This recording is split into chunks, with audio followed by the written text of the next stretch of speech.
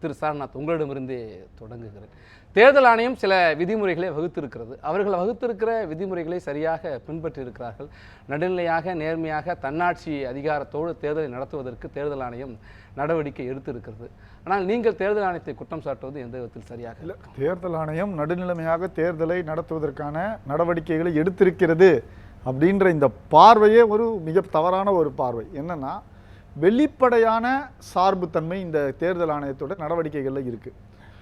எதற்கு சொல்லுகிறேன்னா, இப்போ பானை சின்னத்திற்கான எங்களுடைய போராட்டம் கடைசி நேரம் வரை தொடர்ந்து கொண்டே இருப்பதற்கு காரணம் தேர்தல் கமிஷனுடைய இந்த சார்புத்தன்மையான நடவடிக்கைகள் தான். இப்போ நாங்கள் சென்ற சட்டமன்ற தேர்தலில் பானை சின்னத்தில் போட்டியிட்டு 6 சட்டமன்ற தொகுதியில் போட்டியிட்டு 4 சட்டமன்ற தொகுதியில் வென்றவர்கள். சென்ற பாராளுமன்ற தேர்தலில் சிதம்பரம் நாடாளுமன்ற தொகுதியில் பானை சின்னத்தில் போட்டியிட்டு வெற்றி பெற்றவர்கள்.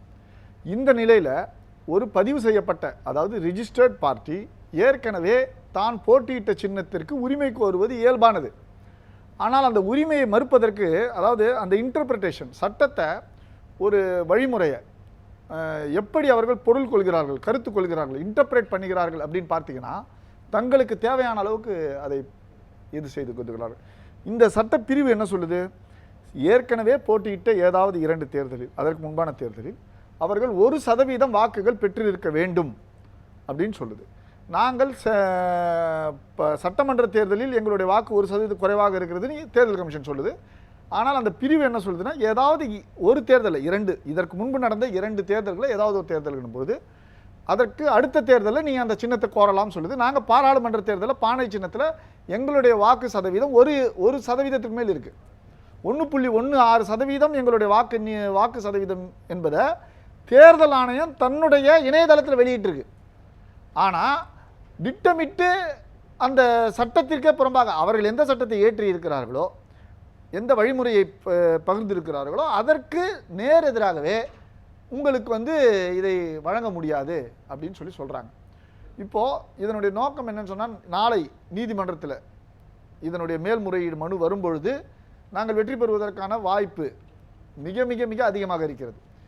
ஏன்னா இது திட்டமிட்ட சட்டத்தை தங்களுக்கு ஏற்றவாறு அவர்கள் மாற்றிக்கொள்கிற ஒரு அதிகார மனோபாவம். இதற்கு பின்னால் மிகப்பெரிய சக்தி இருக்கிறது என்பதில் எந்த விதமான மாற்று கருத்து நமக்கு இருக்க வேண்டியது. 2019 ஒரு தொகுதியில் பானை சின்னத்தில், சிதம்பரம் சின்னத்தில் நின்று வெற்றி பெற்றிருக்கீங்க. 2021 தமிழ்நாடு சட்டப்பேரவை தேர்தலையும் எம்எல்ஏக்களை பெற்றிருக்கீங்க.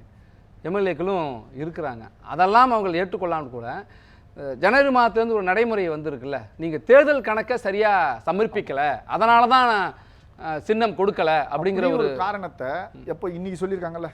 இன்னைக்கு நீதிமன்றத்தின் தீர்ப்பிற்கு பின்பாக எங்களுக்கு மறுத்ததற்கான காரணமாக சொல்லியிருக்கிறது. நாங்கள் இந்த கணக்குகளை எல்லாம் இதற்கு முன்பே ஒப்படைத்து விட்டோமா இல்லையா என்பதை பற்றி தேர்தல் கமிஷனால் சொல்ல முடியுமா? இதுவரை ஒப்படைத்திருக்கிறோமா இல்லையா? இதுவரை ஒப்படைக்கவில்லை என்று சொன்னால் அவர்கள் சொல்கிற வாதம் சரி. நாங்கள் இதற்கு முன்பே அந்த கணக்குகளை ஒப்படைத்து விட்டோம் என்பதுதான் எங்களுடைய கூற்று. நீங்கள் என்றைக்கு பரிசீலனை செய்கிறீங்களோ, பரிசீலனை செய்யும் பொழுது கணக்கு வழக்கை ஒப்படைத்திருக்கிறோமா இல்லையா, இதுதானே கிரைட்டீரியா. இப்போ இன்றைக்கு இதை நீங்கள் பரிசீலனைக்கு எடுக்கிறீங்க ஒரு மனுவை, அந்த பரிசீலனைக்கு எடுக்கப்படுகிற காலகட்டம் பொழுது தேர்தல் கணக்கு வழக்கு தொடர்பான கணக்கு வழக்குகள் சமர்ப்பிக்கப்பட்டிருக்கிறதா? அந்த பரிசீலனை செய்கிற நாளா, அந்த கடைசி நாள் என்பது பரிசீலனை செய்யப்படுகிற நாளா, அல்லது தேர்தல் ஆணையம் ஏற்கனவே இந்த நாளுக்குள் நீங்கள் சமர்ப்பிக்க வேண்டும் என்று அறிவுறுத்தி அதற்குள்ளாக சமர்ப்பிக்க வேண்டும் சொல்றாங்க? அப்படி எந்த அறிவுறுத்தலும் எங்களுக்கு வழங்கப்படலை. நாங்கள் மனு அளித்தோம். மனு அளித்தது பின்பாக இப்படிப்பட்ட கணக்கு வழக்குகள் அவர்களிடம் சமர்ப்பிக்க வேண்டும் என்றவுடன் அந்த கணக்கையும் சமர்ப்பித்து விட்டோம். அதற்கு பின்பாக தான் எங்களுக்கு மறுக்கப்படுது. நீங்கள் நாங்கள் கணக்கு வழக்குகளையே சமர்ப்பிக்கவில்லை என்று சொல்லி எங்களுக்கு அதை மறுதளிக்கிறாங்கன்னு சொன்னால், இதை விட ஒரு மோசமான அணுகுமுறை என்ன இருக்க முடியும்? நீங்கள் என்றைக்கு அதை மறுக்கிறீர்களோ அதற்கு முன்பாகவே கணக்கு வழக்குகளை தாக்கல் செய்து விட்டோம். ஒரு அரசியல் கட்சி அதை தானே செய்ய முடியும். ஒரு மனு அளிக்கிறோம், அந்த மனுவில் தேவையான ஒரு சில பிரிவுகளை இந்த வழக்குகளை இந்த கணக்குகளை நீங்கள் ஒப்படைக்க வேண்டும் என்ற கருத்து வரும்பொழுது உடனடியாக அதை ஒப்படைக்கிறோம். அதையும் சேர்த்து தானே அந்த மனுவை பரிசீலனை பண்ணோம்.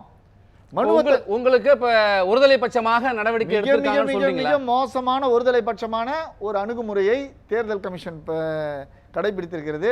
பக்கத்தில் சகோதரி இருக்கிறாங்க, அவங்களுடைய கட்சியை நான் சொல்ல நினைக்க கூடாது.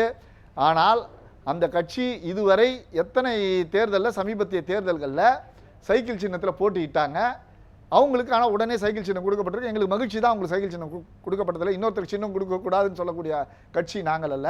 ஆனால் ஜனநாயக முறைப்படி தொடர்ச்சியாக தேர்தல்களில் எங்கள் பங்களிப்பையும் மக்களுடைய வாக்குகளையும் பெற்றுக்கொண்டிருக்கிற, வளர்ச்சி அடைந்து கொண்டிருக்கிற, மக்கள் ஆதரவை பெற்றிருக்கிற ஒரு அரசியல் கட்சிக்கு இப்படி சார்பு தன்மையோடு ஆளுகிறவர்களுக்கு ஆதரவாக செயல்பட்டு சின்னத்தை முடக்குவதன் மூலமாக எங்கள் வெற்றியை முடக்கலாம் என்று எண்ணுகிறார்.